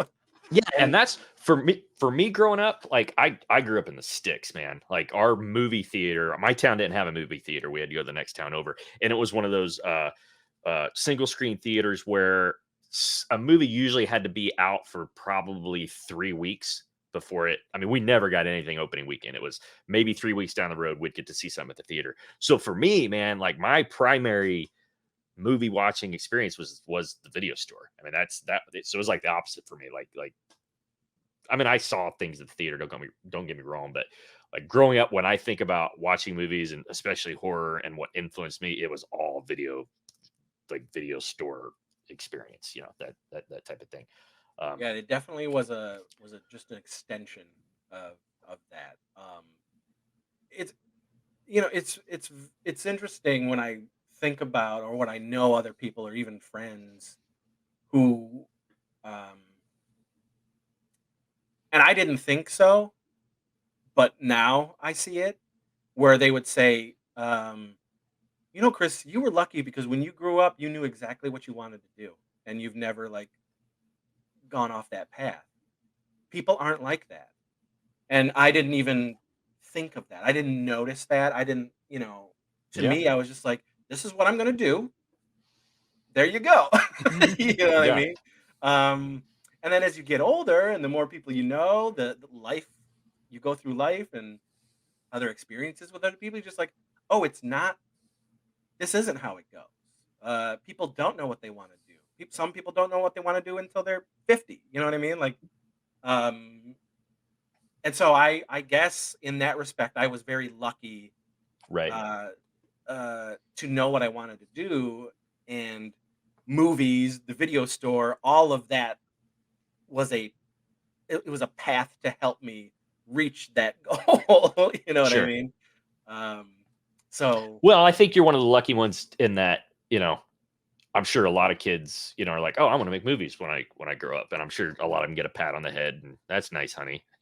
In the meantime, we're going to contribute to the college fund, and be looking for your university studies degree to come down the pike in believe me, 15 years. But so I had an interesting. So I lived with my great grandparents and my great aunt. My okay, mom was very young, and so she was a kid. She wasn't ready to be a parent. But I grew up with my mom. You know what I mean? But my mhm, mom was more of a friend, right? So um, living in that house with my great grandparents, my great aunt, those people tried to get me to be your normal, typical human kid. You know what I mean? all right, So it wasn't until they realized that, oh, okay, Chris really isn't budging from this. Like, this is right. exactly who this kid It's is. a losing battle for us. It really was. So Yeah, around like, 12 years old, they just stopped. They were just like, okay, this is Chris, and we might as well jump on board. And Well, so and they that's started, awesome because there's so many people that don't have that though. That that yeah, yeah. eventually you got that kind of support, and I think that's probably maybe contributed why you've been able to do this So for my what are we up grandmother to 30 something years now. would make like my blood for me. You know what I mean? Like, That's awesome. they would provide like the paper mache and all that stuff for me to make masks and shit like that. Yeah. That's You cool. know, and I this blows my mind thinking about it now. Um, as a 47-year-old and looking back, but they kept buying me video cameras when I would fucking break them. You know what I mean? Like Yeah. And those that's weren't cheap. Those weren't cheap no, back then. Yeah. no, that's Yeah. insanity. Yeah. That's insanity. You know what I Yeah. mean? Yeah. No, But that's cool. as an adult, I can appreciate that. Oh, this was also a way for them to continue to contribute to what I wanted to do. Um, Yeah. as much as you're a teenager and much as you're going into that sort of mindset, and you're like, fuck my parents, fuck the grown-ups and all that stuff. They really did help me achieve what I wanted to achieve as much as they could, you know. That's cool. Uh, uh, Um, and not everybody can go through with that type of thing. Exactly. Yeah. Exactly. So, Wellsville Nights. The thing we're here to pimp. The pimpage. Hey. Let the pimpage commence. So you mentioned like how you're shooting it, what you're doing with it. Let me throw it at you. Why should people help support this creative endeavor? That's if it really is just if they think that the idea is funny. If they Which think it's it is. if it's a idea where they could see themselves enjoying it, getting a kick out of it, um, in a way, feeling a little bit nostalgic, just because of the way that we're going about the aesthetic and the shooting and all of it. Maybe not the subject Mhm. and the absurdity of it, but certainly the look of it might give you those feels for people who grow up on those shows. But it's really if you find this something to be appealing to you, then jump on board. You know, it may become something you really like, something you really enjoy after that first season is done, and you're like, man, I want to see more. I want to, just like any show, it grabs you. You know, it's gratifying. I've shown some people the pilot who, when the pilot's done, they're like, "Oh man, like I want to find out what the fuck happens next," you know? And that is awesome Mhm. because that's what it is. It's episodic. Each episode ends going into the next episode or whatever the next trial and tribulation is for the next episode, and it sort of gets you hooked, you know? And there's that potential out there for that. So that's what I hope people, see that this project can bring to you, you know. And Mhm. like at the end of the day, I said it really is. We're putting it up free. You know, we're gonna see if we can get it on Tubi, um, which is great because Tubi, it's all like there's commercials already built into everything on that streaming site, and we have Commercial breaks. apparently when you put your stuff up there, I don't know because I've never put anything up on Tubi, but when you do, you have the options of where your commercial breaks are. Ah, Oh, I And love it. That's what I was gonna say. You get those the fade, beats the back fade, to the fade to and we black. already have that built into the our dark Oh, show. shadow, like the cliffhangers Yeah, between we commercials. know oh, like that's beautiful. every episode has the spot where a commercial can go. I love That's it. awesome. And so that's going to be great, you know. Um but yeah, we want to just throw it up there free to hopefully garner an audience that way, like a sort of a cult following, a buzz, and which might help us be able to make the next season, you know. But we got to get through this first season first. Yeah. You know, I'm realistic. I don't think we're going to be able to raise enough money to make all of the 7 episodes we need to do. So I think right now we could probably feasibly pull off doing the next 4 episodes, which would leave us at episode 5, which already has a built-in cliffhanger for like as a mid-season, like finale type thing. Um, and if that's the case, we throw up those 5 and we can make enough to make 6, 7, and 8, you know, and finish off that first season. So it's really it's at a point now where whatever we make, whatever you throw at us will sort of determine how many episodes we're able to make. We might end up only being able to make 2 episodes going forward, but we'll take it. Like, Mhm. uh, we're sort of committed to this project. I haven't let it go since 2015. And after 5 years of not making content and to come back in 2022 and to make that pilot, I was over the moon. I had so much fun doing it again, being with those people, seeing the creativity and the talent, and first and foremost, making me laugh behind the camera, like just laughing, um, and having a ball. I was just reignited. I was fucking raring to go. That's awesome. And then to get that movie from JR the next year, last year, I was like, "Fuck, this is momentum, man. This is great." Did the movie and then jumped right back on board getting Wellsville Nights together. I mean, and I already have my next film.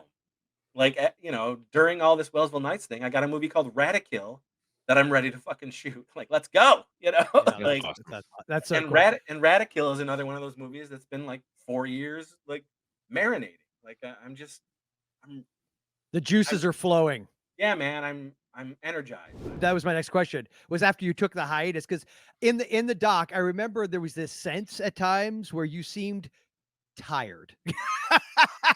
You seemed a little. I don't know if the words burnout mean It was anything. burnout. I was Yeah, fucking burnt out. you That could was tell. You could. There was a. It wasn't like you didn't come across as like you were, but it was just there was like this sense of like I need I need a nap. I really need to just chill. And so I do you feel like I'm assuming you feel like that 5 years of just doing. You did other things, right? You did it crept from the oh, '80s. You've worked on other yeah. stuff. So so we did the Weirdsies in 2015. 2016 we did Death of Lantern the remake, which is probably up to what we shot last year, but at that point, probably the best looking movie we ever did. Mhm. But man, I didn't like it, so I don't even count it. and then and then in and then in 2019 we did a short, that we threw on a series of shorts called the Stoinky Saga, which just has Stoinky Beach, a Stoinkmare before Christmas, and a Stoinkmare on Halloween Street. So we did that, but they're just fun shorts. But then I took a long break, and in that break, I pushed more doing the YouTube show, which is just me talking about everything that I love. Mhm. And so that was nice. That was still being creative, but I didn't have that grind. I didn't have that feeling of like, oh man, I gotta pump this out. I gotta do this. You know. So yes, this was like a getting a fucking energon cube, up my butthole and like feeling that magic again. It was just like, man, this is how I want it to be, you know? Yeah. And this is great. This is doing it my way. And I mentioned this in the video, like, we spent about 6 months pitching Wellsville Nights and talked to some really, really good people and producers. But there was this one producer. Um, and he had some pretty big clients, and he was like, he's out there in fucking Hollywood. But this one producer sort of went above and beyond, and this sort of clinched it for me. But so not only did he watch the documentary, which was crazy in itself because these guys are fucking busy as fuck, but he loved the idea of Wellsville Nights, so he wanted to know more about who the fuck I was. So he watched the documentary and he watched the pilot episode. And we had a like 2-hour conversation on Zoom. And he's like, Chris, he's like, knowing what I know of you now and knowing what I know of this business, he's like, you need to stay as far away from Hollywood as possible. That's your He's- guardian angel right there, man. Yeah, yeah. He's like, you are a singular fucking voice. And he's like, you don't want anyone coming in telling you no. He's Mhm. like, you don't want to cast the wrong people. You don't want somebody coming into your writing and fucking with your writing and rewriting it. He's like, this is not conducive to a happy Chris Seaver. He's like, you need to be Chris Seaver and push your stuff independently. He's like, you need go Tubi, go any streaming, go physical media. He's like, be happy with what you're doing Mm. because there's lots of people out here in Hollywood who were you and are Mm. not you anymore. Wow. Yeah. And I was like, Yeah. I was like, Yeah. this makes total fucking sense. And Yes. then it sort of goes back to director friends of mine who were out there in Hollywood, like Mike Mendez, Dave Parker, even to an extent Ryan Rotten, who is the head of fucking Blumhouse now. They were all fans of my stuff, but throughout the years, they've always said to me, "Chris, you just want to stay Chris. You know, you just don't come out here. Yeah. You know, we can do it because we have the fucking fortitude and balls to give in to what they're offering us, you know? But Chris, you are a auteur. You are somebody who needs to do it himself." And I've always been like I want to make the money you're making. You know what I mean? But at the end of the day, it's not about the fucking money. Oh. It's about how you feel inside and your integrity to the project that you want to make. Yeah. And it's not putting them down because they're willing to play the game. Yeah. I am not. Yep. Yeah. And Good they for you, though. recognize that about me, and I think that really shifted so much in my life. Mm. You know, after this doc came out, I was able to sit back and be like, "Man, why do I want to be bigger than I am? When ultimately I'm not going to be able to be who I am in that scenario." Yep.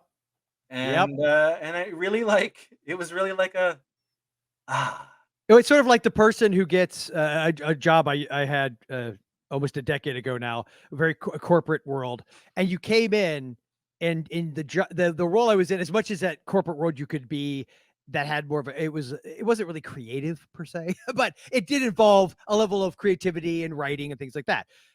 It was as soon as you started doing that job halfway decent, they wanted to promote you, but the job they're promoting you to was like middle manager, overseeing a bunch of people. And I would always say, I could barely manage myself. I have no yeah. desire to manage anybody else. I mean, and so I always thought that was like a fascinating idea that when you start to do good at something, the idea is to elevate you supposedly to this higher level that has nothing really at the end of the day to do with the very thing that made you you and made you great, made you happy, and made you want to do the job. So to your point, if you had gone, even if you had stayed quote unquote indie, but it was like at still that level where you're having to play the game because it is a game Yeah. that, you would have been miserable. Yeah, and I don't wanna play it. You know, No, I good. really don't, You and it win. If you know awesome. it's like he who wants it least wins the negotiation. And if you know that about yourself, man, you win. Yeah, and it took me this long, I No, mean, I get it. there's people out there who who saw me going through the years and would say, "Oh, Chris, Chris isn't embracing what he has. He always wants to be beyond this. He always wants to sort of why isn't he on Comedy Central? Why isn't he on, those types of Mhm. things?" And we would get that, but then there'd be people that would say right to my face, like, "Chris, you're doing what you love. Like, don't you see that? Like, like people know who you are. You make movies. You're a filmmaker." Like, Mhm. and I would always be like, "Yeah, but I want people to see us on a bigger scale, and Yeah. I want to be on Adult Swim and shit like that." And Yeah. finally, after this producer, after the doc, it just was like, man, just you're you're doing what you love. Nobody is telling you no. Like you get to work with the people you love to work with. Yeah. Um, you Oh, know man. Yeah. what? That's friggin' What perfect, could be dude. fucking better, Yeah, man? exactly. 100%. What could be So, better? yeah, that is And so 100%. with Wellsville Nights, I was like, thank you, dude. Thank you for saying this. Like, he saw the talent. He saw the wackiness. He saw all of that. He saw who I was as a filmmaker and a person, and just told me straight. It wasn't about no, you wouldn't make it. He's like, he would eat you alive, and you'd fucking hate it. Mhm. Like don't. It was basically saying, don't let your light flame out. Yeah. Yeah. Don't be another cog in the fucking wheel. Yeah, Like, Yeah. there's a reason why many people in that industry have, let's just say, substance abuse issues. I think there's a distinct reason because it helps you get through your damn day when because especially if you're the kind of person who knows, you had a vision, you thought you knew who you were, and you start to sacrifice that. You can't that kind of cognitive dissonance has got to be hell, man. It's got yeah, to be hell. and Yeah. it really, like I said, it was a mind altering experience. So I was able to jump back into Wellsville Nights and really feel like this is us, man. We're doing this ourselves, and fuck everybody else and we're gonna do it our way. And God, I love these people who are with me, and I'm so excited to jump back in and just do it our way. And hopefully we find somebody who enjoys what we're doing, you know. Mhm. And that's But it's not a prerequisite. no, no. First and I foremost, like the way you put that, Joe. Yeah. it's really, it's all about us and Mhm. how we feel at the end of the day. And if we Yeah. feel like we accomplished it and we killed it, and that's the butter, man. That's you know anything else is cream of the crop. Yeah. That's the The cream of that's the crop. that's right. Oh yeah. Yeah, But, yeah, although you know, yes. so I'm happy. I'm excited for the future. I'm no longer thinking, "Oh man, I'm on the wrong side of 40, and I don't Mm, know if I got it in me anymore." I'm like, "Fuck, I'm 47. I'm 47, and I'm mhm. still doing what I love, and I'm still doing it my way." And Dude, big old kid inside. where can people go to support it? And again, we'll have everything you say in the description below. So you can go to GoFundMe. We did it through GoFundMe primarily. Everyone's like, "Why didn't you do Kickstarter or Indiegogo?" We did GoFundMe because there's a lot less rules on Mm, GoFundMe, as far as how long you need to keep your project up, mm, a certain goal you need to make. The distribution of their money is a lot better than the other two. mhm, Like if you like, essentially, I could start gathering stuff for the show now, mhm. because they do a payout either daily or weekly. Oh wow, And okay. and that's such a great thing for pre-production. Yeah. Um, Sure. but again, for us, we can leave it up there as long as we want. There's no time limit. Um, Also, something that is great about GoFundMe, which is something that I really hate about Indiegogo and Kickstarter, are perks. I can't Mm, stand perks. mhm. I feel like the essence of what you're trying to raise the money for gets lost with the perks, because then you're trying to add on money for the perks. Then you're adding the extra stress of mailing these perks Mhm. and dealing with the time limits for these perks and things of that nature. Um, you're not donating for a poster. You're donating for the fucking project to get Yep. made. Yep. And that's what I wanted to focus on. Yes, we have some perks, much to my chagrin. There are a couple of physical perks that I was bullied into by everybody else on this project. Um, Uh, when I just wanted to be like, donate or don't, you yeah. know. Yeah. Yeah. But what's great is on GoFundMe, you have that option. You can donate and not expect any fucking bullshit, other than the final product, Mhm. or you can donate for something like we only really have two mail away perks, and that is you're either getting a VHS of the pilot episode, or you're getting a Blu-ray of the 5 episodes that we're able to make Hmm. at the end of the day. You know what I mean? Yeah. And then you'll get that box set. Everything else is sort of like we have an option where you can send in your picture and your name, and we'll put you in the yearbook Yeah, that which is I love featured that. that is featured in the show. Yeah. So you'll be able to get to see you Yes. in the yearbook of Wellsville High, that type of shit. We're gonna do like a virtual watch along of the pilot that you can like join in on, a big like Zoom virtual pilot watch. And that in turn can lead to you donating even more to the show and wanting to be involved in the show. Mhm. Things like that. But you can go to GoFundMe, and it's Wellsville Nights season 1 production. That's what Yeah. that's what Yeah, you can. I think if they even just go into the search, like in GoFundMe and search Wellsville Nights, Yeah, I yeah, think it comes up. it'll Yeah. come up there. We've also got the Instagram, and Instagram is Wellsville Nights or Warlock Home Video. We've got a Facebook, Wellsville Nights. I think it's Wellsville Nights TV. I think Mhm. that is, or you can go to Warlock Home Video Network. But it's all sort of shared on all of them. Mhm. But that's where you. Oh, and then of course the YouTube music Yep. prep from the '80s. I do a lot of.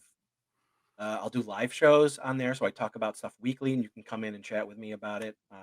But I'm also really easy to talk to. Like, you can find me on any of those socials and send me a message. And you want to yap about something, I'll fucking yap your ear off. Well, and it's so funny because I obviously didn't know you, right? But I saw the doc, and I want to say I talked to a couple people who had crossed paths with you at various cons, and to a person there was like, oh yeah, Chris Seaver's this great guy. So when I emailed you, I thought to myself, oh yeah, I'd love to talk to him and support this thing he's doing. This is really cool, and hope he doesn't think I'm being like some weirdo, needy bitch who's.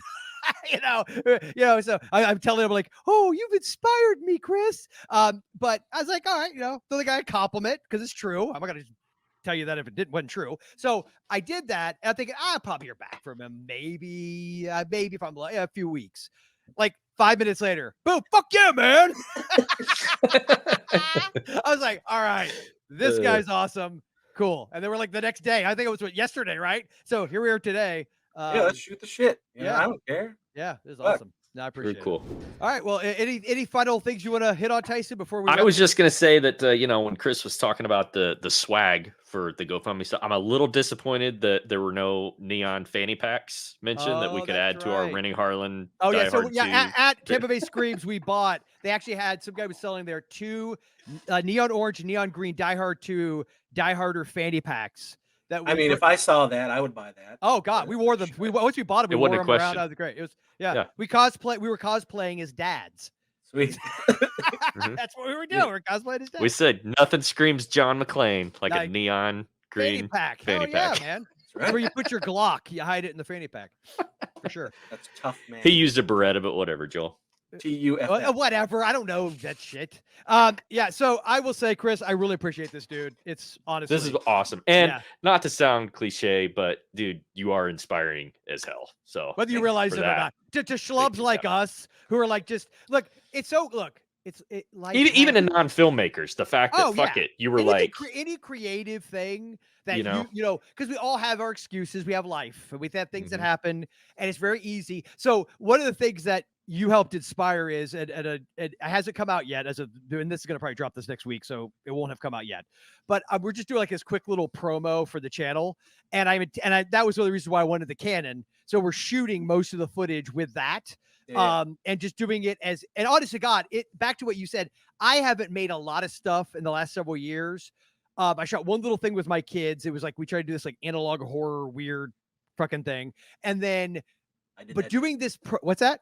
I've done that too with my it's just fun, and doing this promo is stupid as hell. Like it is and in fact, I found a really bad commercial done by a local independent mom and pop video place out of where were they out of Houston, I think, called Audio Video Plus. If you have never seen, I will send you the link to this. That is like, honest to God, this commercial is high art. It is so amazingly bad, and there's no way when you watch it and you see some of the things they do, they had to know what they were doing. But it's so well executed in its badness. I just love it so much. So that was like part of the inspiration as well. And so I wanted to shoot this, and I shot it on video. And so needless to say, that feeling like we're just having fun again, and you're just laughing and just doing dumb shit. It is an extremely, so everything you have said has resonated heavily. So yes, Tyson, you may get an OCD level of text coming your way. All right. Okay. Just let you know. I'm ready for it. But seriously, man, thank you for doing this. Yeah. Honest to God, I hope Wellsville Nights gets the funds it needs, or at least enough to get the ball rolling. Me too. Yeah, I bet. And I wish I lived closer to you, because I would love. I would be a 50-year-old PA. Just help it out if I could, man. What are you talking about? You'd be a 50-year-old, 15-year-old. Oh, I would love it. You know how many people if you need it, because I'm a total cue ball. So if we had to do like a comb over, I would absolutely do the comb over. Oh no, man, you gotta look like that. You know how many fucking big ass bearded crazy dudes we got playing 15-year-olds as extras? Oh, it's awesome. I'd love it. I mean, they're freaking love it. I would be there in a heartbeat. Somebody last night was like, "Hey, what do you? When are you shooting? Because I want to do behind the scenes." And I said the same. I was like, no. You're going to be a kid, dude. You're going to be in the background. Yeah. You're playing a 15-year-old. That would be awesome. Oh, God. See, I need to convince my wife we have to move. She's from New Jersey originally. I'd be like, honey, that's your neck of the woods. Let's. I have a cousin. I have a cousin-in-law actually who's from Rochester, Okay. and so I feel like she would shoot me down fairly quickly. No offense. Not that Florida doesn't have its issues, but I think it's more of the warmth versus the cold thing that she would let me down. Yeah. We suck. Fucking. Well, be here in August. Yeah, I was and gonna then say. and we'll Yeah. get Well- the level of swamp ass you would have. Yeah. Yeah, my wife and I come out to Orlando every year. Oh, cool. We're Disney kids, so Okay. I mean we come out to Disney every fucking year. So we Okay, cool. we Oh, know so you the- know. So you the know. terror. Yeah. For sure. Yeah. But up here it's right like yesterday was 20 and What? snow on the ground. Today it's 50 and no snow on the ground. Dude, it is literally like 78 degrees here right now. This is the part where my friend from Sweden and my friend from New York usually say "fuck you," so feel free. I would take that 78. Yeah. Oh yeah, man, for sure. But again, thank you very much, and everybody, please go to the Indiegogo. We will link to it below here. And Tyson, The documentary too. I think if it's absolutely, if it's still up on. Yeah, Yeah, sure. you know, Yeah, go it's still check out there. the doc if you guys want to see, how I did this bullshit. Yeah. You know, and for those of us that might be inclined to add to their physical library and buy some of your stuff, Yep. Is it? I mean, where would be the best way for us to get it? okay, so the documentary is through Zach Oliveris, and if you want the physical media, he has a site called Zodoc Films, and it's Okay. ZODOC Films. And you can get, I think he still has VHS and like Blu-ray of All right, the cool. doc. Oh, cool. I would love to get that. And then if you want to track down my stuff, Yes, you that's can what go I to was also wanting. Amazon or makeflix.com or directly through me, Okay. warlockhomevideo@gmail.com. I've got so many movies that aren't sold through a bunch of distributors that I just sell myself and are Okay. like convention exclusives and whatnot. Cool. So you can go there. But for the documentary, Zero Budget Heroes, The Legend of Chris Seaver and Low Budget Pictures, it's free on Tubi. Mhm. And then if you want a physical media, you just go to Zodoc Films. Cool. Sweet, man. That's awesome. Right on. All right, then I love that I never warn our guests, by the way, that I'm going to do this at the end, and I realize I probably should. But so at the end of every one of our dumb videos that we do, we usually have a video come out. Oh, you're gonna put this on Chris and not me? Oh yeah, we'll put on Chris, 100%. Oh, good. Because I was already sweating. Okay, so at the end of every one of our every Monday we put out like a little retro review type thing, and at the end we say like until next time, remember at Mom and Pops, our love of blank never stops. And so the idea is the other person, and usually we just completely make it up as we go along. So it's like half the time we're like thinking of something. And we try to sometimes tie it in, but usually we don't. So I'm going to say to you, Mr. Seaver, here at Mom and Pops, our love of genital mutilation never stops.